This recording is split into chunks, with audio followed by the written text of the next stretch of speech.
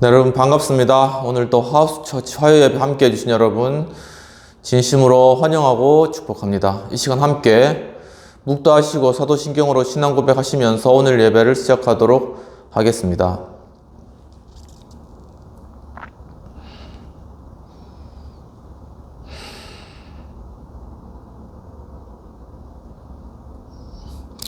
전능하사 천지를 만드신 하나님 아버지를 내가 믿사오며 그 외아들 우리 주 예수 그리스도를 믿사오니 이는 성령으로 잉태하사 동정녀 마리아에게 나으시고 본디오 빌라도에게 고난을 받으사 십자가에 못 박혀 죽으시고 장사한 지 사흘 만에 죽은 자 가운데서 다시 살아나시며 하늘에 오르사 전능하신 하나님 우편에 앉아 계시다가 저희로서 산 자와 죽은 자를 심판으로 오시리라. 성령을 믿사오며 거룩한 공예와 성도가 서로 교통하는 것과 죄를 사하여 주시는 것과 몸이 다시 사는 것과 영원히 사는 것을 믿사옵나이다. 아멘. 찬송가 264장 함께 찬양하도록 하겠습니다. 정결하게 하는 셈이 나의 앞에 있도다. 성령께서 권고하심 죄 씻으라 하시네. 찬양하리 찬양하리 죽임당한 어린 양. 주께 영광 돌리어라. 우리 죄를 씻어주셨네. 나의 가는 길이 좁고 내 뜻대로 안 돼도 모든 욕심 다 버리고 주만 따라가겠네.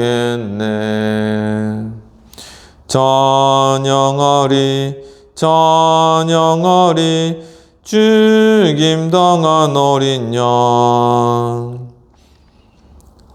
주께 영광 돌리어라. 우리 죄를 씻어주셨네. 나의 마음 제단 위에 불길같이 타올라 영원토록 찬양하며 주께 영광 돌리네. 찬양하리 찬양하리 죽임당한 어린 양. 주께 영광 돌리어라. 우리 죄를 씻어주셨네. 한량없는 주의 은혜 나를 영접하셨네. 내가 지은 모든 죄와 허물 용서하셨네. 찬양하리 찬양하리 죽임당한 어린 양. 주께 영광 돌리어라. 우리 죄를 씻어주셨네. 성부 하나님께 영광 성자 예수께 영광 성령님께 또한 영광 모두 돌려드리세. 찬양하리 찬양하리 죽임당한 어린 양. 주께 영광 돌리어라. 우리 죄를 씻어주셨네.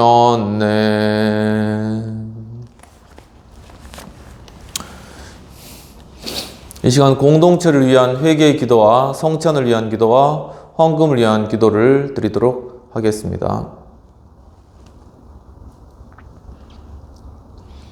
하나님 아버지, 또한 이 거룩한 예배 가운데 저희들 주님 앞에 나와서 예배하며 주님을 찬양할 수 있도록 인도해 주신 은혜를 감사합니다. 주님, 참으로 우리에게 베풀어진 하나님의 은혜를 생각할 때 얼마나 크고 놀라운지요.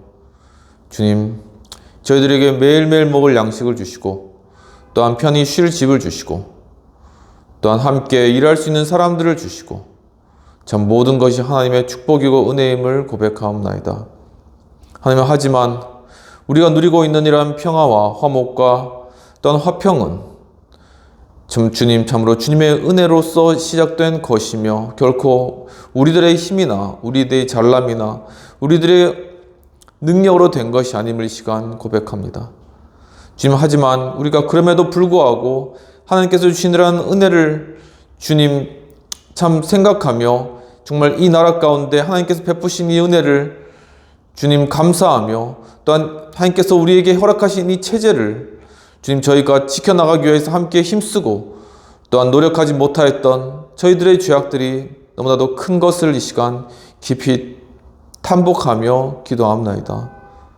주여, 참으로 지금 정말 이 나라의 위기와 또한 절대절명의 그러한 순간 가운데 처해 있는 저희들을 주님께서 긍휼히 여겨 주시옵시고, 주여, 정말 저희들이 하나님 앞에 간구하며 부르짖으며 눈물 흘리지 못하였던 정말 이 나라의 저희 국민으로서 정말 우리 국민 공동체로서 저희들의 죄악들, 주님 또 이 대한민국의 정말 교회로서 저희들이 이 나라를 위해서 정말 공동체적으로 함께 기도하고 주님 앞에 간구하지 못하였던 이러한 죄악들, 주여, 결국 지금 이렇게 모든 것을 다 빼앗긴 상태에서 주님 정말 하늘만 바라보아야 하는 이러한 안타까운 이러한 상황들, 주여, 참 저희들의 죄악들의 시간 자백하오니 주님, 저희들의 죄악들을 주님 앞에 내어놓사오니 주여, 저희들의 죄악들을 용서하시고 주의 보혈로 씻어주시옵소서.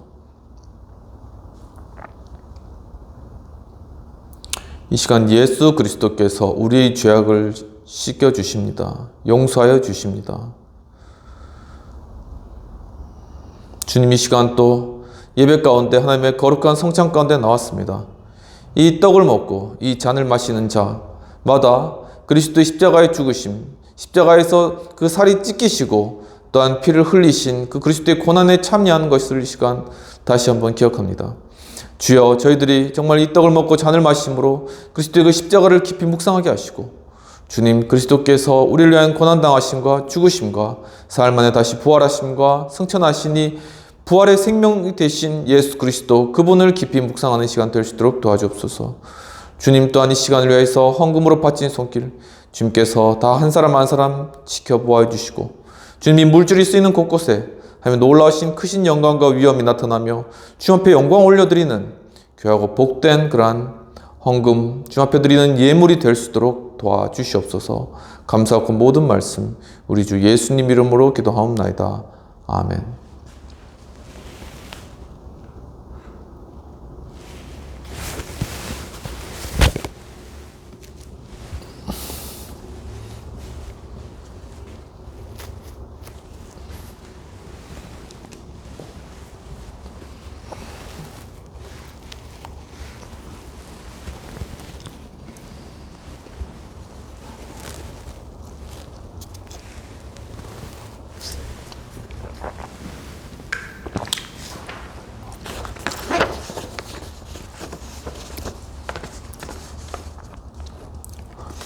이 시간 말씀을 받도록 하겠습니다. 오늘 말씀은 요한복음 14장 1에서 3절까지 말씀이 되겠습니다. 너희는 마음에 근심하지 말라. 하나님을 믿으니 또 나를 믿으라. 내 아버지 집에 거할 곳이 많도다. 그렇지 않으면 너희에게 일렀으리라.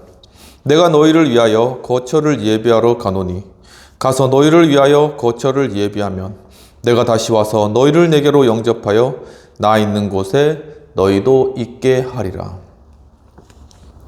오직 예수님, 예수 그리스도의 은혜와 평강이 있을지어다. 성삼위일체 하나님께 감사와 경배와 영광을 돌려드립니다. 오늘도 예수님을 전합니다.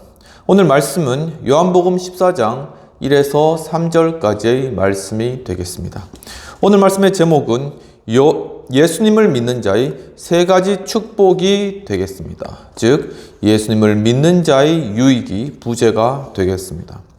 오늘 본문의 배경을 보면 요한복음 13장에서 예수님께서 유월절 전에 아버지께 돌아가실 때가 이른 것을 아시고 예수님께서 저녁 먹는 중에 일어나셔서 겉옷을 벗으시고 수건을 두르시고 제자들의 발을 씻는 장면이 나타나고 있습니다. 또한 이것에 대하여서 너희도 이와 같이 행하기 위하여서 내가 본을 보인 것이다 라고 말씀을 제자들에게 주신 것입니다. 그리고 그 이후에 내가 진실로 진실로 너에게 이르노니 너희 중에 하나가 나를 팔리라 라고 예수님께서 팔리실 것을 제자들에게 알려주셨습니다.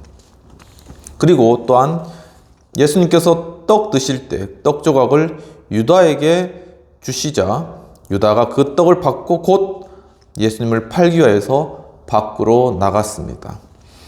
이러한 상황 가운데서 예수님께서 지금 인자가 영광을 얻을 때가 왔다 라고 그렇게 말씀하시면서 예수님께서 새 계명을 너에게 주노니 서로 사랑하라 라는 그러한 또한 말씀을 제자들에게 주셨습니다. 베드로는 예수님께서 이제 그들을 떠나서 간다라는 그러한 이야기를 들으시고 주여 어디로 가시나이까 라는 그러한 유명한 문구죠. 쿼바디스 도미네 영화도 있는데 주여 어디로 가시나이까 라는 그러한 질문을 하였고 예수님께서는 내가 가는 길을 지금은 너희들이 따라오지 못하겠으나 후에는 따라오리라 라는 그러한 말씀을 하셨습니다. 즉 예수님께서 당하신 그러한 십자가의 고통이 당시에는 제자들이 그것을 감내해낼 수 없지만 결국은 그리스도의 부활을 경험한 이 제자들이 예수 그리스도의 그 십자가의 길을 따라오게 될 것이라는 것을 선언적으로 예언하고 계시는 것이죠. 또한 베드로에게서는 네가 닭 울기 전에 3번 나를 부인하리라 라고 말씀을 주셨습니다. 또한 14장으로 넘어가서 너희는 마음에 근심하지 말라 하나님을 믿으니 곧 나를 믿으라 라고 제자들을 안심시키는 말씀을 하시고 난 이후에 아버지의 집에 거할 곳이 많다라고 말씀을 주셨습니다. 또한 자신이 아버지의 집으로 즉 천국으로 가는 목적도 바로 제자들 너희들을 위해서 거처를 예비하기 위함이다 라고 말씀하시며 그 거처를 예비하기를 마치시면은 다시 와서 너희들을 영접할 것이다 라는 소망의 말씀을 주고 계신 것이죠. 이와 같은 본문의 배경과 요약을 가지고 오늘 예수님을 믿는 자의 3가지 축복에 대해서 살펴보도록 하겠습니다. 예수님 믿는 자의 3가지 축복 중 첫 번째는 마음에 근심하지 말라라고 하셨다라는 것입니다. 본문 1절에서는 너희는 마음에 근심하지 말라 하나님을 믿으니 또 나를 믿으라 라고 말씀하셨습니다. 즉 염려에서 벗어나게 된다라는 것이죠. 본문 1절에서 마음이라는 것은 카르디아라고 원어상 발음되는데 그 의미는 심장 또한 감정 그리고 생각이라는 그러한 의미가 있습니다. 이러한 의미들을 생각해 볼 때 그 마음에 제자들의 마음에 근심하지 말라라고 이야기했던 것은 제자들에게 생각으로나마 그것을 어떻게 앞에 있는 문제들을 해결하려고 그것을 막 자신의 생각으로 마음을 번민하게 하거나 혹은 감정적으로 그러한 마음의 걱정과 근심으로 인하여서 우울하거나 또한 뒤처져 있거나 엎드려 있지 말고 또한 결국은 그 심장, 즉 우리 중심에 이 걱정과 세상 염려들이 들어와서 그것이 제자들의 마음을 주장하지 못하도록 그 심장, 그 중심에 바로 예수님을 영접하고 예수님을 통하여서 모든 염려와 근심들을 몰아내라 라는 그러한 의미를 담고 있는 것입니다. 이와 같이 예수님을 믿는 자의 3가지 축복 중 첫 번째는 염려에서 벗어나게 된다라는 것이죠. 마태복음 13장 22절에서는 땅에 떨어진 그러한 말씀에 대한 비유가 나타나고 있는데, 돌짝밭에 떨어진 그런 씨앗, 즉 말씀은 그것이 싹이 나지만은, 뿌리가 나지만 곧 말라버리는 그러한 것이고, 또한 가시떨기에 떨어진 그러한 씨앗, 즉 말씀은 이 말씀을 받고 이 씨앗이 자라가지만 세상 염려에 걸려서 결실하지 못한다라는 말씀을 하셨습니다. 이와 같이 여러 가지 세상 염려와 근심들은 마치 가시나무와 같고, 그것이 얼기설키 섞여 있는 그러한 토양 가운데서는 말씀이 제대로 자라날 수가 없다라는 것이죠. 그렇기 때문에 우리가 말씀을 받는 것도 중요한데, 우리의 마음에 이러한 가시 덤불과 같은 염려와 세상 것들을 먼저 걷어내는 그러한 작업들이 필요하다라는 것을 알 수 있겠습니다. 또한 마태복음 6장 27절에서 예수님께서는 누가 염려로 키 한 자나 더할 수 있느냐라고 말씀하셨습니다. 이미 우리에게 주어진 것, 우리가 이미 경험하거나 우리에게 이미 일어난 것에 대해서는 우리가 염려해봤자 그것은 해결할 수 없는 그러한 일인 것이죠. 그렇기 때문에 그것에 대해서는 도리어 우리가 마음 가운데 받아들이고 먼저는 염려로부터 벗어나는 것이 중요하다라는 것입니다. 잠언 4장 23절에서는 중요한 말씀 우리에게 주시고 계시는데, 무릇 지킬 만한 것보다 더욱 내 마음을 지키라라고 하시면서 생명의 근원이 이에서 난다라고 이야기를 하고 있습니다. 즉 염려와 근심은 바로 우리의 마음을 좀먹는 것이고, 바로 우리 마음에 생명수가 솟아나는 것을 막는 그러한 악영향을 끼친다라는 것이죠. 만약에 우리 마음 가운데 이 마음이 잘 지켜지고 이 마음이 생명의 근원이 되어서 이 가운데 생명수의 물을 뽑아내게 된다면, 그 생명수의 물이 우리 마음 가운데 있는 염려와 근심, 모든 걱정거리들을 다 씻어내고 우리가 다시금 마음 가운데 참 평온과 기쁨과 안정을 찾게 된다는 것입니다. 이와 같이 예수님 믿는 자의 세 가지 축복 중 첫 번째는 염려에서 벗어나게 된다라는 것입니다. 2023년 8월 20일 날 조우성 변호사님이 브런치 카페에 쓴 데이비드 호킨스의 의식혁명에 관한 그러한 글이 있어서 잠시 소개해 드리려고 합니다.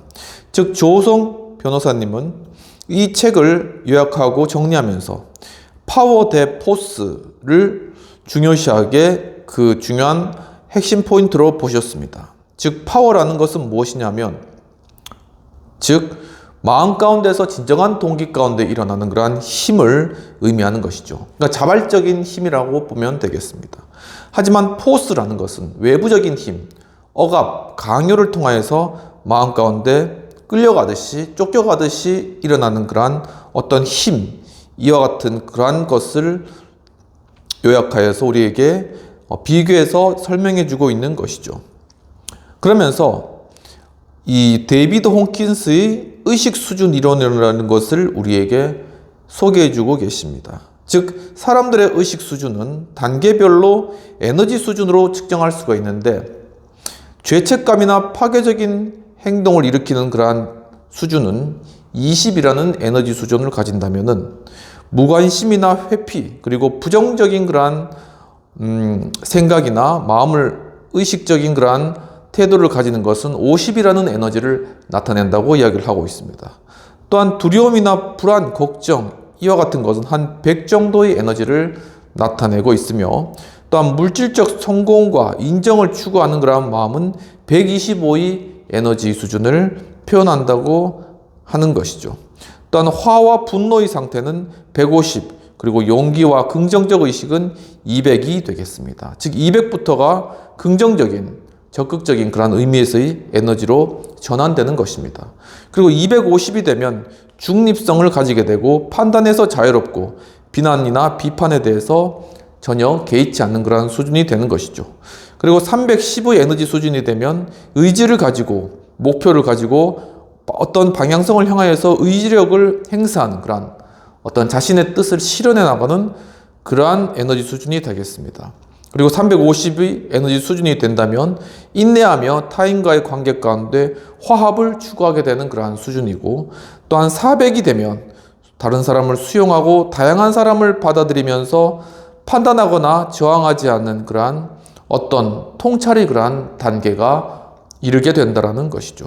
그리고 500의 에너지 수준을 가지게 되면 이해 가운데 깊은 통찰을 이루고 지혜가 풍만해져서 선생이나 지도자의 역할들을 감당한다고 하고 있으며, 에너지 수준 525가 되면 사랑을 충만하게 나타나는 상태, 그리고 에너지 수준 540이 되면 기쁨과 평화의 그러한 마음의 상태가 되고, 또한 600이 되면 온전한 평화를 이루게 된다는 것이죠.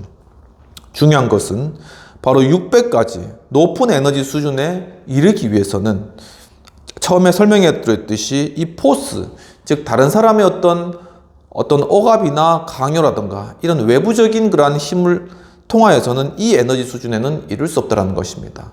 중요한 것은 파워, 즉 내면에서 진정한 동기를 가지고 그러한 동기에서 유발되는 그러한 에너지가 증폭되고 증가할 때 600이라는 최고의 에너지 수준을 나타내며 참된 평화를 이루고, 또한 참된 가치를 추구하며 사람들을 원만하게 끌어안고, 또한 어떤 목표를 향하여 달려가고 인내를 나타내는 그런 긍정적인 면들이 나타내게 된다는 것이죠. 이와 같이 우리 어떤 의식의 그러한 상태들을 에너지의 수준으로 표현한 데이비드 호킨스이라는 연구들은 아주 주목할 만한 그러한 의미가 있다라고 볼 수 있겠습니다. 이와 같이 우리의 마음 가운데 우리가 염려와 근심에서 벗어나는 길은 바로 참된 확신과 믿음 가운데 진정한 동기에서 나오는 파워를 나타낼 때 이루어지는데, 바로 이러한 진정한 스스로에 대한 어떤 믿음과 확신의 상태는, 즉 오늘 첫 번째 대지에서도 이야기하였듯이 예수 그리스도 참 진리의 근원이시오 창조주이시며, 또한 우리를 위해서 대속적으로 십자가에 달려 돌아가신 그 예수 그리스도를 믿는 믿음, 그 믿음 가운데 참된 확신을 가지는 것이 바로 그 안에서 자발적으로 이루어지는 파워를 통하여서 높은 에너지 수준을 이루며, 그 가운데 모든 염려와 근심을 떠나고 참된 평화와 화평과 기쁨 가운데 주어진 모든 소명과 또한 목표들을 인내 있게 잘 감당해내게 된다라는 사실입니다. 이와 같이 예수님 믿는 자의 세 가지 축복 중 첫 번째는 바로 염려에서 벗어난다라는 그러한 사실인 것이죠.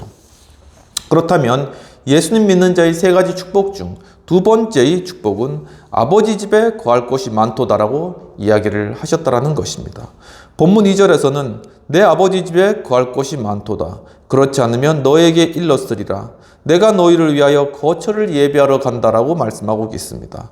즉 바로 천국 소망을 주신다. 즉 예수님께서 가신 그 아버지의 집, 영원한 나라, 그 천국에 대한 소망을 가지게 된다라는 것입니다. 본문 2절에서 집이라는 것은 원어 오이키아로서 주택이나 가옥이나 건물을 의미합니다. 즉 우리가 예수 그리스도를 믿음으로 말미암아 이제는 이 땅에 눈에 보이는 그러한 한시적인 집이나 주거, 어떤 가옥과 같은 것이 아니라 영원한 나라의 그러한 집을 소유하게 된다, 천국을 소유하게 된다라는 의미가 내포되어 있는 것입니다. 정말 우리 지금 이 시대에 젊은이들 정말 집 사기 참 힘든 그런 시대가 되었습니다. 많은 젊은이들이 집 사기를 포기하고, 또한 그 결과 결혼도 포기하는 일들이 많이 발생하고 있습니다. 결국은 그것이 출산율의 저하로 이루어지고 결국 인구 문제로 연결이 되는 것이죠. 이처럼 이 땅에 보이는 이 집을 통하여서 그들이 추구하는 것은 하나의 가정을 이룰 어떠한 안전한 보금자리를 원한다는 것이죠. 바로 이러한 요구에 대해서 누구도 그것에 대해서 무시하거나 또한 그것에 대해서 하찮게 생각할 수는 없을 것입니다. 하지만 그것보다 더욱더 중요한 것은 바로 우리의 영원한 안식과 평안을 줄 수 있는 영원한 하늘나라, 그 집, 그 가정, 그 가옥, 바로 그 거주지, 바로 그 영원한 그 하늘나라를 마음에 품고 있을 때, 지금 이 땅에 비록 집이 없다 할지라도 마음건대 참 평안과 안정을 가질 수 있고, 또한 이 땅에 집을 가진 사람보다 더욱더 큰 평안과 안정을 누릴 수 있게 된다. 어떻게 보면 참 각박한 세상, 그리고 집값이 천정부지로 높아지는 이 세상 가운데 어떻게 그렇게 생각할 수 있겠느냐. 당장 내일 생활할 것도 없고 저축도 안 되고 마이너스로 살아갔는데 무슨 말이냐라고 이야기할 수도 있겠지만 바로 그것이 첫 번째 데이지에서 말했던 세상 염려와 근심이라는 것이죠. 바로 이러한 세상 염려와 근심으로부터 예수 그리스도를 믿음으로 말미암아 해방되게 되고 바로 두 번째 단계로서는 바로 하늘나라의 집을 소유하게 되는 천국의 그러한 영원한 거처를 마련받게 되는 이러한 축복이 주어진다는 것입니다. 그렇기 때문에 우리는 점점 이 세상의 문제와 또한 세상의 염려로부터 벗어나서 점차 이 땅 가운데 살아가지만 하늘나라의 삶을 살게 되고 마음 가운데 참 평안과 안정으로 얻게 되는 이러한 과정이 곧 그리스도를 믿고 예수 그리스도를 믿고 우리 구원자로 받아들이고 십자가를 통하여서 우리 마음 가운데 참된 평화와 안식을 얻는 그러한 과정이고 곧 그것이 그리스도인이 되며 신앙생활의 길로 나아가는 길이라고 말할 수 있겠습니다. 이처럼 예수님 믿는 자의 세 가지 축복 중 두 번째는 천국 소망을 주신다라는 것이죠. 열왕기상 30장 27절에서는 하늘을 향하여서 기도하며 바로 여호와께서는 거룩한 처소에 계시고 바로 여호와께서는 하늘에 이르신다라는 고백을 하고 있습니다. 이와 같이 우리의 수준은 이 땅 가운데 있는 아파트 한 채이고 또한 강남에 있는 집 한 채이고 그것이 바로 우리의 수준인 것입니다. 우리의 그러한 범위가 이와 같이 세상적이고 또한 지극히 협소하다는 것이죠. 이 땅을 살아가면서 가장 사람들에게 내세우고 싶은 것이 강남에 집 있는 거, 10억짜리, 20억짜리, 30억짜리 집 가진 거, 이게 제일 사람들이 많이 자랑하는 것이죠. 설령 그렇게 자랑하지 않더라도 은근히 그것을 자랑하고 즐긴다라는 것입니다. 하지만 바로 여기에 우리가 단순히 머물러 있다면 우리는 영원한 하나님의 나라 그리고 하나님의 스케일을 우리가 결코 경험할 수 없다는 것입니다. 우리가 우리의 이러한 이 세상적인 그러한 범위와 한계와 그러한 바운더리를 넘어서 영원한 하늘나라에까지 우리 영역이 확장되어지기 위해서는 이 땅에 있는 이러한 재물에 대한 욕심, 이생에 대한 자랑을 버리고 그리스도를 바라보며 그리스도를 믿는 믿음 가운데 천국을 바라보는 것이 첫 번째 단계라고 할 수 있겠습니다. 역대하 6장 18절에서는 바로 솔로몬은 여호와의 성전을 주님 앞에 헌납하면서도 주님 앞에서 하늘과 하늘들의 하늘이라도 주를 영납할 수 있겠습니까? 라고 그러한 질문을 하면서 결코 주를 영납할 수 없다. 이 세상의 모든 것이라도 주님의 그 광대하심을 다 포용하거나 다 담을 수는 없다라고 이야기를 하는 것입니다. 이와 같이 참된 지혜자는 참된 정말 설교자, 참된 그러한 진정한 어떤 통찰의 그러한 영역에 다다른 사람은 정말 이 모든 세상 가운데 있는 눈에 보이는 것을 뛰어넘은 하나님의 광대하신 이라는 세상에 관하여서 관심을 가지고 또한 그 하나님을 경험하기를 원한다는 것이죠. 우리가 이렇게 우리 마음의 범위와 카테고리를 넓혀가면 갈수록 우리는 이 세상의 것들을, 이 세상의 미련과 이 세상을 통해서 받는 여러 염려와 근심으로부터 자유하고 해방을 누리게 된다는 것입니다. 여기에 하늘과 하늘들의 하늘이라고 이야기를 하고 있는데 즉 이것은 하늘 위에 또 하늘이 있고 하늘이 있다. 우리가 쉽게 이해하기 힘든 것이죠. 그런데 고린도후서 12장에서도 비슷한 이야기를 하고 있습니다. 내가 예수 그리스도 안에 한 사람을 아노니 즉 셋째 하늘에 이끌려갔다. 하늘이 있는데 거기 세 번째 하늘이 있다는 것입니다. 바울이 자신의 이야기에 대해서 쓰고 있는데 즉 이것을 보통 삼층천이라고 하는 것이죠. 즉 바울은 이렇게 하늘, 그 위에 하늘, 또 그 위에 하늘까지 올라가서 천국을 경험하고 그 가운데 신비로운 세계를 경험한 그러한 사도가 되겠습니다. 그는 직접 그렇게 이 신비로운 세계를 경험했기 때문에 이 땅 가운데 있는 이 세상에 대해서 그 모든 미련을 쉽게 버리고 주님을 따를 수 있는 그러한 용기를 가졌던 것입니다. 즉 그에게는 천국이 더욱더 명확하게 자신의 삶에 다가왔다는 것이죠. 이처럼 예수 그리스도를 믿는 자의 세 가지 축복 중 두 번째는 천국의 소망을 주신다라는 것입니다. 정말 이 천국, 성경에 나타나는 3층 천, 셋째 하늘 이런 부분들은 굉장히 형이상학적인 부분들이고 철학적인 영역으로 여겨져서 그것은 우리가 불가해하다라는 그런 입장이 과거에부터 있어 왔습니다. 단지 하늘나라구나 이 정도의 이해가 있었더라는 것이죠. 그런데 과학기술이 발달하면서 우주물리학이 발달하면서 다중우주론이라는 그러한 어떤 우주물리학의 그러한 학문적 영역이 나타나게 된 것입니다. 즉 우리의 우주는 하나뿐인가? 라는 그러한 질문을 스튜디오 마고라는 네이버 블로그에 마고라는 그러한 어떤 이름으로 2025년 1월 18일 날 이러한 내용들을 다룬 내용이 있어서 소개해 드리겠습니다. 즉 이것은 영어로 멀티버스 디오리, 멀티버스. 이게 보통 이제 우리가 마블 보면 이제 멀티버스가 나오죠. 닥터 스트레인지 같은데 이제 멀티버스가 나옵니다. 이제 막 닥터 스트레인지 2 보면은 막 우주가 똑같은 현실인데 막 다중우주로 막 이렇게 옮겨 다니는 것이죠. 그것이 현대 물리학의 어떤 최고점을 영화한 것입니다. 즉 이 멀티버스 디오리에 따르면 우리 우주 이외에 다른 우주가 있다. 그리고 다른 우주를 탐구하는 그러한 과정을 하나의 이론적 개념으로 내세운 것입니다.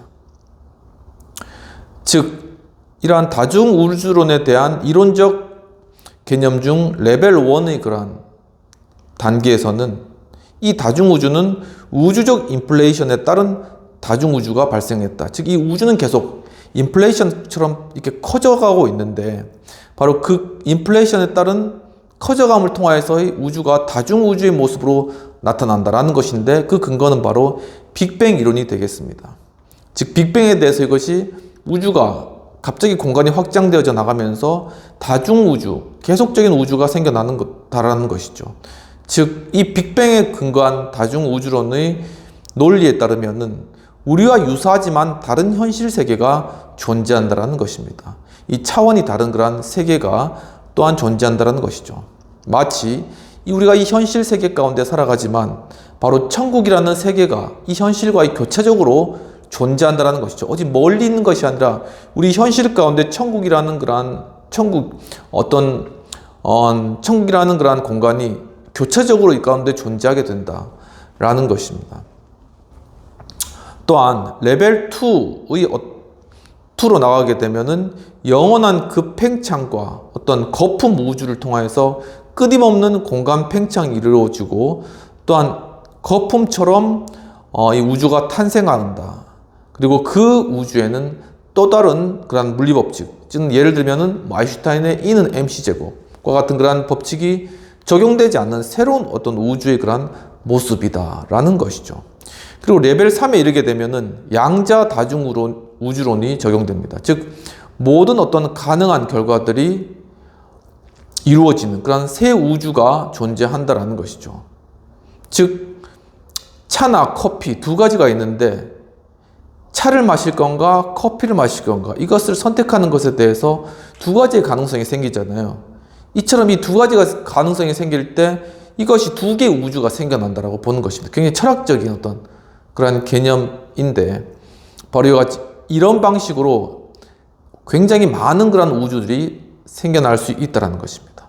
그리고 레벨 4에 이르게 되면은 궁극적 다중우주, 즉 우리 우주는 하나의 수학적 구조 중에 하나이고 또한 이러한 수학적 구조를 따라가다 보면 궁극적으로 다중우주가 존재할 수밖에 없다라는 것이죠. 즉 그 증거 중에 하나로 우주 배경 복사라든가 양자역학 등이 있습니다. 이처럼 과거에는 하나의 성경에 나타났던 그러한 것들이 그런가 보다 라고 하면서 그 이해의 폭이 좁았지만 지금은 이제 과학기술을 통해서 우리의 성경에 나오는 진리들이 실제적으로 과학적으로 수학적으로 입증이 되는 그러한 시대가 되었습니다.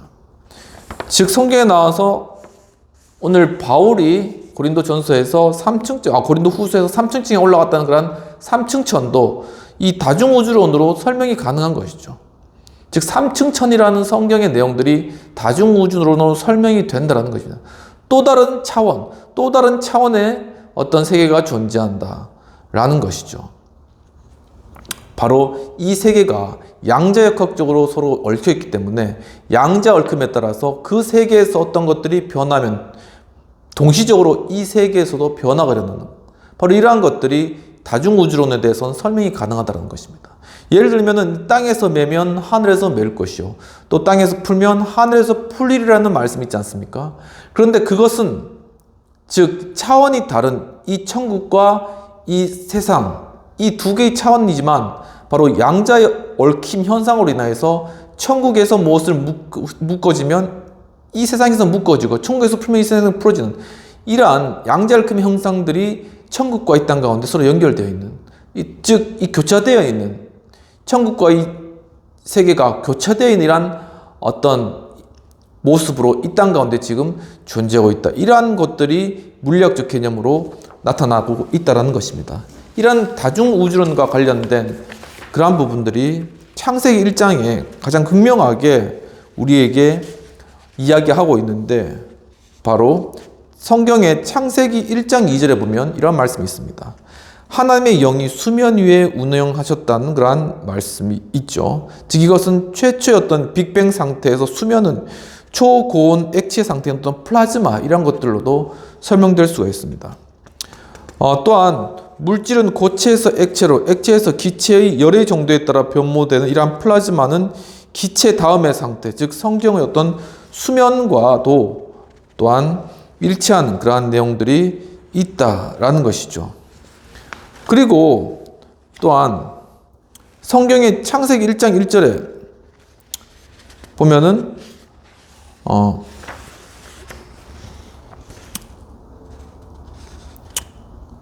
천지, 하나님께서 천지를 창조하셨다가 창세기 1장 1장이잖아요. 근데 거기서 천지에서 천이라는 것이 하늘과 땅이잖아요. 근데 그 천이라는 것은 원어 샤마임이라는 단어를 사용한다고 합니다. 이 샤마임인데 이 샤마임은 단수가 아니라 복수형 단어라는 것이죠.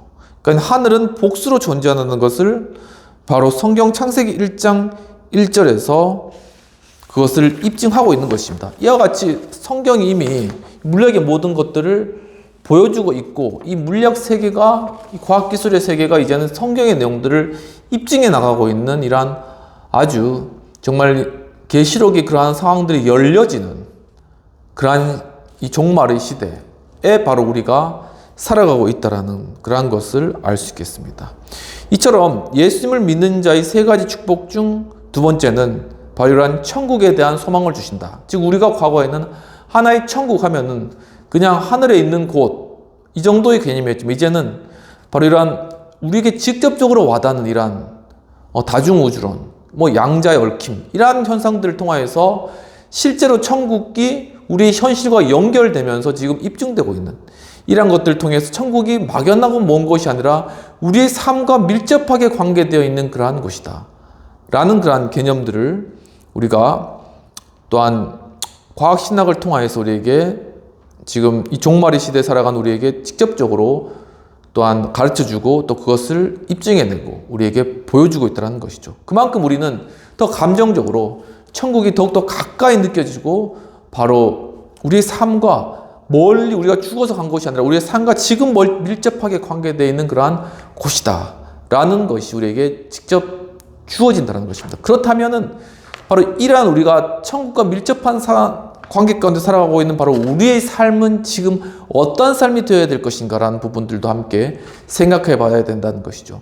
그러니까 우리의 삶 가운데 우리가 삶이 힘들 때, 또는 우리의 삶 가운데 문제들이 풀리지 않을 때, 그리고 우리가 해결해야 될 많은 문제들이 있을 때 이것을 우리 현실 세계 문제로만 그냥 치부하면서 그 가운데 걱정할 것이 아니라 바로 하나님과 주님 예수 그리스도 그분의 말씀의 그러한 능력과 또한 참 진리를 통한 그러한 천국, 정말 이 천국의 관점에서 우리의 문제들을 바라볼 수 있고 바로 천국의 관점에서 우리의 문제들에 우리가 이제는 적극적으로 대응할 수 있고 그런 문제들을 이제는 천국의 관점에서 해결해 나갈 수 있는 바로 이러한 통로가 열렸다는 측면에서 지금 우리는 바로 이러한 정말 이 계시가 열려지는 놀라운 시대에 우리가 지금 걸어가고 살아가고 있다는 것이죠. 바로 그 시작이, 바로 그 출발이 바로 예수 그리스도를 믿는 그런 믿음으로부터 시작되게 된다는 것입니다. 그렇다면 말씀을 잠시 정리하자면 예수님 믿는 자의 세 가지 축복 중 첫 번째는 마음에 근심하지 말라고 하셨다는 것이죠. 즉 염려에서 벗어나게 해주신다는 것입니다. 두 번째는 아버지 집에 거할 것이 많다. 즉 천국의 소망을 우리에게 직접적으로 주신다는 사실입니다. 그렇다면 예수님 믿는 자의 세 가지 축복 중 세 번째는 너희도 있게 하리라고 하셨다는 것입니다. 본문 3절에 보면 가서 너희를 위하여 거처를 예비하면 내가 다시 와서 너희를 내게로 영접하여 나 있는 곳에 너희도 있게 하리라 라고 말씀하고 있습니다. 즉 우리가 하나님과 함께 거하게 되겠다. 즉 하나님이신 예수 그리스도 그분과 이제는 우리가 함께 거하는 함께하는 그러한 축복을 받게 된다라는 것이죠. 3절에서 이 거처라는 것은 원어 토폰으로서 하나의 장소, 하나의 어떤 곳, 지정하는 곳 아니면 하나의 자리를 의미합니다. 즉 예수께서 계신 그곳, 예수께서 고난당하시고 십자가에서 죽으시고 부활하시고 승천하신 그래서 영원히 거하시는 그 천국, 그 곳, 바로 그곳에 우리도 함께 있게 될 것이다. 주님께서 바로 그곳에서 우리와 영원히 함께 해주신다. 그리고 이 땅 가운데서도 바로 그 예수 그리스도 보내신 성령님께서 우리와 함께하고 계신다. 그렇기 때문에 바로 주님과 함께하는 이 자리가 바로 천국이다. 물론 우리가 죽어서 갈 영원한 천국이 있지만 바로 그 시작을 바로 우리가 살아가는 이 현실 가운데서 성령님과 함께 또한 우리와 함께 계신 그 예수님과 함께 시작한다 라는 의미가 있다는 것이죠. 즉 예수를 믿는 자의 세 가지 축복 중 세 번째는 하나님과 함께 거하게 되겠다. 즉 예수님과 함께 거하게 되겠다. 성령님과 함께 거하는 것이다. 삼위일체 하나님과 함께 거하게 된다라는 것입니다. 요한복음 15장 7절에서는 너희가 내 안에 거하고 내 말이 너희 안에 거하면 무엇이든지 원하는 대로 구하라. 그 다음에 이루리라. 즉 예수님께서 우리가 예수님과 함께 거한다는 것, 즉 우리 안에 예수님께서 거하신다는 것은 다름이 아니라 바로 예수님의 그 말씀의 정보, 그것이 곧 우리 안에 존재한다는 것입니다. 그리고 우리도 그 말씀에 따라 살아간다. 즉 그 말씀 안에서 우리가 살아간다는 것이죠. 그러니까 우리가 이 땅 가운데 천국을 경험하면서 살아간다는 것은 즉 예수의 말씀을 우리 마음 가운데 가지고 또 말씀 대신 예수 그리스도 안에 우리가 그것을 순종하며 살아간다는 그런 의미를 내포하고 있다는 것입니다. 또한 이사야 41장 10절에서는 두려워 말라 내가 너와 함께 함이니라. 또 뒤쪽에 놀라지 말라 나는 내 하나님이 됨이니라. 내가 나의 오른손으로 너를 붙들리라 라고 말씀하고 계십니다. 즉 우리가 이 땅 가운데 많은 두려운 일이 있죠. 또한 여러 가지 고난이 있습니다. 또 많은 부담감도 있고 여러 가지 일들이 있습니다. 그것이 우리에게 두려움으로 몰려올 수 있습니다. 하지만 우리와 함께 계시는 분은 이 땅을 지으신 만유의 하나님이시오 창조주신 예수 그리스도 그분 또한 영원한 말씀 되신 주님 그리고 또한 모든 창조에 함께 하신 성령님께서 즉 삼위일체 하나님께서 우리와 함께 계시기 때문에 우리는 그분으로부터 힘을 얻고 어떠한 것이든 우리가 그런 것들을 물론 두렵지만 그럼 물론 긴장될 수도 있습니다. 하지만 그럼에도 불구하고 삼위일체 하나님이 주신 능력으로 그것을 능이기고 승리할 수 있다는 것입니다. 데살로니가전서 4장 17절에서는 마지막 때 바울이 데살로니가 교회에 대해서 일어날 일들에 대해서 이야기해 주면서 즉 먼저 죽은 자들이 무덤 속에서 일어나고 또한 우리 살아남은 자들도 공중으로 영접하여서 공중으로 들림받아 거기서 주를 영접하게 되리니 우리가 항상 그와 함께 있게 될 것이다 라고 말씀하고 있습니다. 레츄얼 즉 휴거를 이야기하는데 즉 하나님께서는 마지막 때 우리를 위해서 하나님과 온전하게 하나 되는 그러한 중요한 순간을 준비하고 계신다는 것입니다. 바로 이러한 중요한 순간에 바로 우리는 하나님과 함께 있게 될 것이고 바로 영원한 세계 가운데 천국 가운데 즉 이 땅과 차원이 다른 그러한 천국 가운데 우리가 있게 될 것입니다. 하지만 결국 이 천국은 또 이 땅과 합쳐지는 이 땅 가운데 지금 천영억이 이루어지고 하나님의 나라가 이 땅 가운데 임하는 것이죠. 바로 이러한 것을 통하여서 우리는 마지막 때 결국 주님과 함께 있게 되겠다. 즉 공중으로 들림받게 된다는 것인데 이 공중이라는 것은 물리적인 의미도 있습니다. 죄송합니다. 즉 우리 이 땅엔 만류인력 법칙이 존재하잖아요. 그러니까 물체는 서로 잡아당긴다라는 것입니다. 이 뉴턴이 프린티키아에서 그것을 이야기하고 있는 것이죠. 그러니까 물리 법칙이 존재한 이 세계, 기존의 어떤 물리학의 체계가 존재한 이 세계였습니다. 그때는 이 말씀이 이해가 되지 않았어요. 어떻게 우리가 하늘로 올림받을 수 있겠느냐. 하지만 지금은 양자역학의 시대에서는 모든 것이 불확정적이며 또한 어떤 것을 관찰할 때 그것이 하나의 입자로 형성되어지는 그런 과정이죠.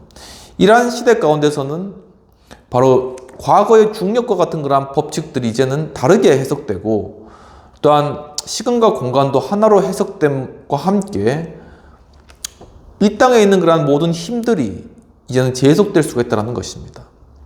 이 땅을 구성하는 강력, 양력, 전자기력 또한 이렇게 이 세계를 구성하고 원자를 구성하고 있는 이러한 힘들, 중력, 바로 이러한 힘들이 있는데 이러한 힘들이 이제는 양자역학의 세계 가운데 새롭게 해석된다. 즉 초전조체가 최근에 많이 이제 좀 부각되었잖아요. 물론 아직까지는 그거 완전히 입증되지 않았지만은 바로 이 초전조체는 이 중력의 세계에서도 그것을 이렇게 이기고 공중에 떠 있는 이런 것이 초전도체입니다. 이와 같이 정말 우리가 공중으로 들림받는다는 것도 과거에는 전혀 불가능한 것더라면 지금은 이제는 가능할 수 있는 세계가 되었다는 것이죠. 그뿐만 아니라 이 공중이라는 것에 또한 의미를 깊이 생각해 보면 즉 하나님께서 거하시는 곳이라는 의미도 함께 내포하고 있습니다. 즉 우리는 공중으로 들림받는다는 것은 바로 하나님의 차원 가운데 들어간다라고 우리가 볼 수 있다는 것이죠. 좀 전에 말씀드렸듯이 멀티버스 티어리, 다중우주론에 따르면 우리가 바로 그런 새로운 세계 가운데 다른 차원 가운데 우리가 들어가는 행위가 하나의 랩처, 휴거가 될 수도 있다는 것입니다. 바로 그렇기 때문에 그때는 모든 사람이 나를 볼 수도 있는 것이고, 그러니까 수많은 가능성이 열려진 이러한 시대 가운데 우리가 살아있기 때문에 우리가 마음을 열고 이 성경을 바라보아야 한다는 것이죠. 바로 이러한 상황 가운데 주님은 우리와 함께 하신다. 우리와 동행하시고 우리에게 힘을 주시고 또한 우리와 영원토록 함께 계신 그러한 분이시다라고 바울은 데살로니가 교인들에게 이야기를 해주고 있는 것입니다. 이와 같이 예수님을 믿는 자의 세 가지 축복 중 세 번째는 하나님과 함께 영원토록 거하게 된다. 즉 예수님과 함께 거하게 된다는 것이죠. 즉 성령님과 함께 거하게 된다는 것입니다. 그런데 그것은 우리가 죽어서 그 이후로 영원히 함께 있다는 것이 아니라 바로 지금 이 순간 그리스도를 영접하면은 곧 살아남은 자도 구름 속으로 끌어올려 주와 함께 거하도록 하신다는 말씀과 같이 그리스도께서 지금 나와 함께 해주시고 또한 그리스도께서 지금 바로 양지에 얽힌 것 같이 우리에게 영향력을 행사할 수 있고 우리의 어떤 물리적인, 영적인, 지적인 그러한 것에 힘을 부여하실 수 있고 능력을 주실 수 있는, 그래서 주님의 일들을 이루게 하실 수 있는 바로 그러한 우리와 함께 계시는, 지금 바로 우리와 함께 계시는 그러한 now, 지금 with 함께 해주시는 그러한 분이시다라는 것을 우리에게 이야기해주고 있는 것입니다. K공감이라는 어떤 정부에 있는 블로그에 2023년 3월 9일 양승함이라는 그러한 연세대 정치외교학과 명예교수가 계신데 그분이 자유적 개인주의와 자유적 공동체주의를 말씀하고 이렇게 비교하는 그런 글들이 있어서 잠깐 소개해드리고자 합니다. 2024년 3월은 이제 윤석열 정부가 강조점을 두고 정책을 실현하던 때입니다. 물론 지금은 이제 결과가 어떻게 될지 모르지만 헌재의 판결을 기다리고 있죠. 근데 그때 이제 강조점이 뭐냐 하면은 이 공공재 그리고 공정과 투명한 거버넌스, 공정하게 정부가 개입하는 것, 바로 이러한 것을 중요시하게 생각하였습니다. 그것은 자유주의적인, 그러니까 완전 자유주의적인 관점이라던가 신자유주의와는 약간 거리가 있는 것입니다. 즉 이것은 하나의 근대적 자유주의, 한 사회적 자유주의 이렇게 이제 또 생각해 볼 수 있는데 자유주의 하나의 재정립과 관련된 그러한 내용인 것이죠. 즉 바로 이러한 것을 통하여 한국 현실에 적용하기가 가능하였다라는 것입니다. 바로 윤석열 정부의 공공재와 공정투명 거버넌스, 공정정부 개입에 대한 그러한 내용은 자유공동체주의를 지향하는 정책이라고 볼 수 있겠습니다. 즉 과거 서구 사회의 어떤 개인주의의 극대화, 그리고 자유라는 이름으로 개인이 어떻게 보면은 일탈되는, 그리고 소외되는 그러한 사회 원자와 경향, 그것을 통한 하나의 사회 심리적 문제, 이러한 것들에 대한 해결로 나타난 것이 바로 자유공동체주의라는 것입니다. 즉 과거에는 존 롤스의 사회적 이론을 따랐습니다. 즉 개인의 자유와 절대적이었다는 것이죠. 누구도 침해할 수 없는 그러한 것이었습니다. 그런데 여기에 대해서 하버드 교수 마이클 샌델 교수님이 비판하면서 이 사회에 속한 개인은 그 개인만이 아니라 그가 속한 가족과 종교 집단 등 다양한 공동체의 일원으로 존재한다라는 사실을 주장하셨습니다. 그러면서 이 자유공동체주의를 통해서 이 공동선을 이루는 것은 곧 개인의 자유와 균형을 이루는 것이고 곧 그것을 통해서 좋은 사회를 추구한다라는 것이죠. 그래서 정말 개인이 소외되지 않도록, 보면 이제 뉴스에도 가끔 이제 독거노인이 돌아가신 경우도 많이 있잖아요. 그리고 이제 뭐 여러 학업 환경이라던가 여러 여건들이 힘들어가지고 이제 있는 많은 사람들, 이제 이런 분들에 대해서 소외되지 않고 그들 돌볼 수 있는 그러한 여러 사회적 시스템과 여러 그러한 방편들이 많이 있지만 중요한 것은 이제 그들과 우리가 하나의 공동체 안에 속해 있다라는 이런 공동체주의 의식을 우리 마음 가운데 가지는 것이 중요하다라는 것입니다. 바로 그러한 마음들을 먼저 가지고 그것을 실현해 나가는 것, 그것을 자유주의 가운데 실현해 나가는 것이 자유공동체주의라는 것이죠. 즉 자유 안에서 우리가 함께 하자라는 것입니다. 바로 이러한 것은 비단 최근에 나타나는 것이 아니라 원래 고대로부터 기독교 공동체가 추구해온 그러한 가치가 아닌가라는 그런 생각을 하게 되었습니다. 즉 교회 공동체는 함께 있는 그런 공동체이고 과거에는 로마의 어떤 핍박을 피해서 하나가 되었고 그리고 그 안에서 신앙을 유지하기 위해서 서로가 하나로 뭉친 것이죠. 그리고 카타콤과 그 밑에 지하 감옥에서 하나로 뭉쳐서 살아갔습니다. 꼭 한 사람이 필요했던, 서로가 필요했던 그러한 것이고 그건 하나의 공동체였던 것이죠. 바로 그런 공동체를 예수 그리스도께서 이루시기 위해서, 즉 교회 공동체를 이루기 위해서 이 땅 가운데 오시고 바로 그 교회 공동체를 통해서 구원을 이루시는 것입니다. 오늘 본문에 봐도 하나님께서 우리와 함께 거하게 해주시겠다. 너희 있는 곳에 너희가 내 있는 곳에 함께 있겠다는 것은 우리 개인이 하나님 앞에 함께 있겠다는 것도 되지만 성경의 진정 의미를 살펴볼 때, 그리고 이 교회의 의미를 살펴볼 때는 우리를 공동체적으로 하나님 앞에 함께 있게 하겠다라는 것입니다. 그런데 그 내용을 좀 더 깊이 살펴보면 주님과 함께 있는 공동체라는 것은 그 공동체의 일원이 주님을 경험할 수 있는 것은 바로 공동체의 일원이 됨으로써 그 가운데 그리스도께서 나와 함께 계신다는 것을 바로 내 옆에 있는 형제 자매를 통하여서 경험해 나간다는 것이죠. 그렇기 때문에 이 공동체라는 것은 이 기독교의 기본적인 교리와 또한 기독교 신앙에 있어서 굉장히 중요하며 실체적이고 실천적인 그러한 과제라는 것입니다.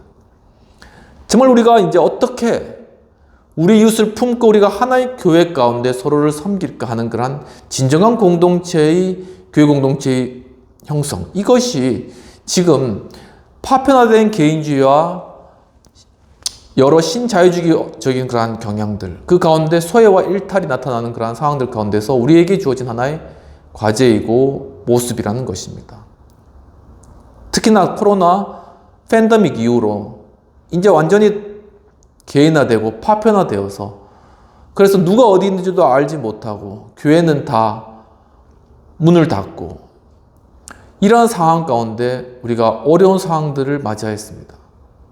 바로 이러한 상황들 가운데 나온 것이 이 자유공동체주의고 또한 공동체의 중요성을 다시금 회복하는 것입니다.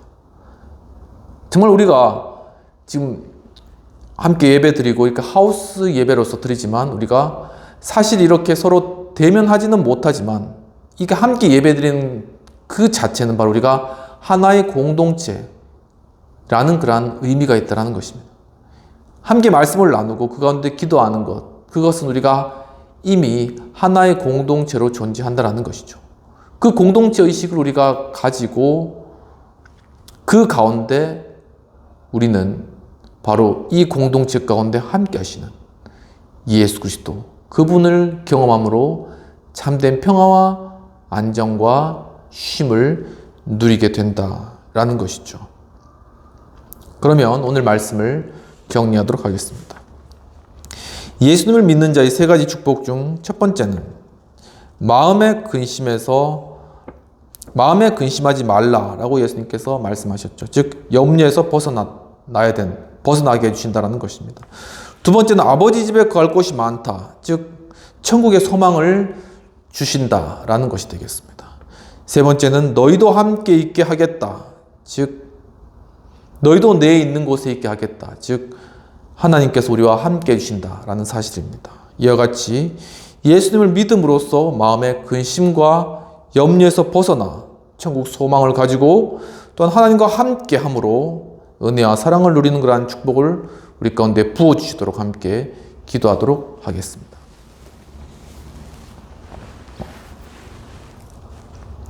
하나님 아버지, 오늘 예수 그리스도를 믿는 그 축복이 무엇인지를 또한 말씀 가운데 보이셨습니다. 참으로 예수께서 정말 주의 제자들에게 또한 우리들에게 두려워하지 말라 하시며 아무것도 염려하지 말라 말씀하셨습니다. 주여, 참으로 우리 이 땅 가운데 살아가는 저희들이 우리 개개인은 약하지만 정말 주님께서 우리에게 베푸신 그 십자가의 사랑과 은혜를 생각하며 그리스도의 그 십자가를 믿고 의지함으로 말미암아 우리 삶 가운데 두려움을 극복하고 모든 염려와 근심, 세상의 모든 염려, 또한 재리의 유혹과 이생의 자랑과 이 유혹들을 저희가 이기고 승리해 나가며 마음 가운데 참 자유를 경험할 수 있도록 인도하옵소서. 주여, 또한 참으로 정말 주님께서 우리에게 함께 하셔서 정말 하늘나라의 그 놀라운 축복, 바로 천국의 소망, 아버지의 집에 있는 우리의 처소를 바라볼 수 있도록 인도해 주신 은혜를 감사합니다. 주여, 우리가 이 땅 가운데 살아갈 때 집 없다, 또한 살 곳 없다, 또한 전세값이 높다, 월세가 높다, 불평불만 많이 있지만 주여, 이러한 상황들 가운데서도 정말 이 땅 가운데 소망 두지 않고 정말 하늘나라 처소가 예비되었다 있는 그 사실만으로 감사하는 마음으로 주님 저희들 마음들을 바꾸어 주옵소서.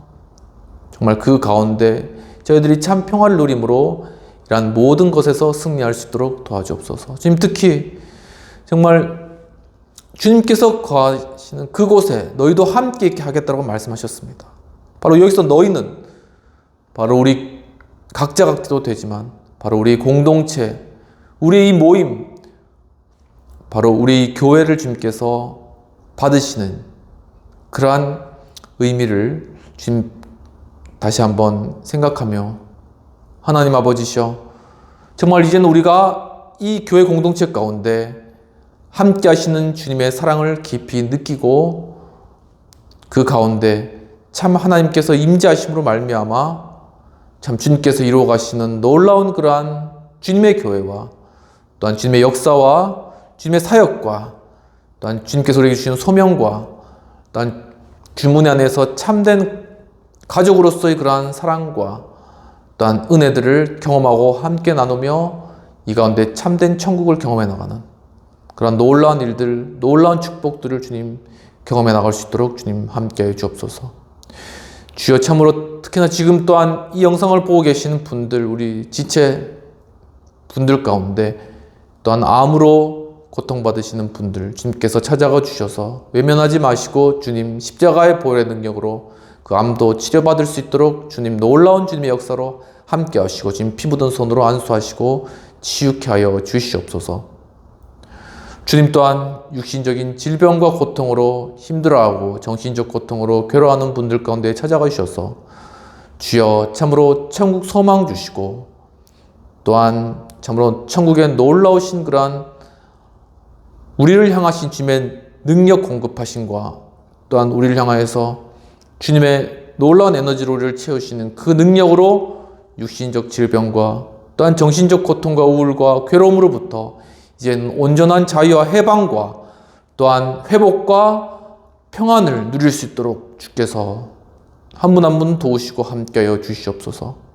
주여 참으로 우리 앞에 막힌 분들, 여러 경제적인 많은 그러한 부담과 많은 빚들과 어려움들, 또한 우리 직장의 그러한 열리지 않는 그러한 문들과 또한 높아진 학력과 대학의 문들, 여러 우리 가족 간의 관계들과 어려움들, 결혼의 문제들, 자녀의 그러한 문제들과 많은 그러한 상황들을 주님께서 아시오니 주여 이 땅의 이러한 수많은 세상의 염려들과 근심, 고통 이러한 것들 가운데 저희들이 살아가지만 그것에 매몰되지 않게 하시고 결국 천국을 바라보며 정말 그 가운데 주님께서 지금도 우리를 향해서 간구하고 기도하고 계시며 또한 주를 믿는 자에게 약속하신 그 성령 그분을 통한 또한 놀라운 능력 공급하심과 함께 해주심으로 말미암아 우리의 마음이 먼저 평안을 얻고 자유함을 누리며 그 가운데 우리의 모든 문제들이 또한 주님의 뜻대로 해결되어지고 또한 응답받고 또한 참 선하게 이루어지는